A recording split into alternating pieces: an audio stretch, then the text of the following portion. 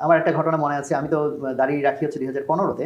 আমি যখন ওই বছর হজ করি এবং হজের আগ থেকেই রাখা শুরু করি।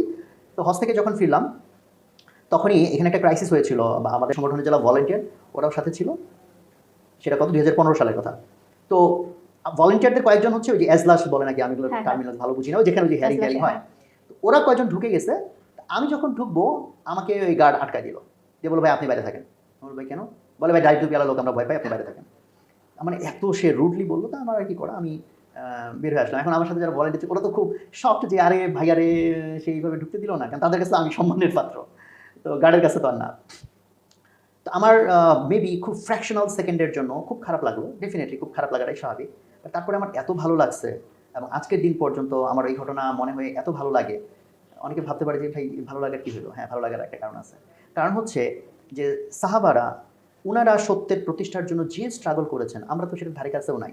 তো আমার কাছে তখন জাস্ট এইটা মনে হলো যে আমিও এই ধর্মের কারণে ছোট্ট একটা কষ্ট হলেও আমি এটার এনকাউন্টার করেছি। সো আমি মনে করি যে আমি সাহাবাদের যে ক্লাব, সেই ক্লাবের একদম জুনিয়র সদস্য হলেও আল্লাহ আমাকে একটা এন্ট্রি দিল, যে আমি একটা স্ট্রাগলের মধ্যে দিয়ে একটা গেলাম। পরীক্ষার মুখোমুখি। হ্যাঁ, তো এই জন্য আমার কাছে তখন এটা সাথে, সাথে আমার কাছে মানে অনেক আনন্দ হইল। যদিও বাদবাকিরা আমার সান্ত্বনা দিচ্ছে, "ভাইয়া ঠিক আছে, সরি ওটা বুঝেন টুঝেন।" But I was very happy internally, এবং আজকের দিন পর্যন্ত।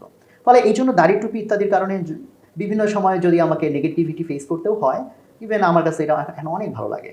আমি যদি বরং ধর্মের কারণে কোনো স্ট্রাগলের মধ্যে পড়ি, আমাদের বরং খুশি হওয়া উচিত যে আল্লাহ তাআলা হয়তো আমার এই প্রচেষ্টাকে কবুল করতেছেন।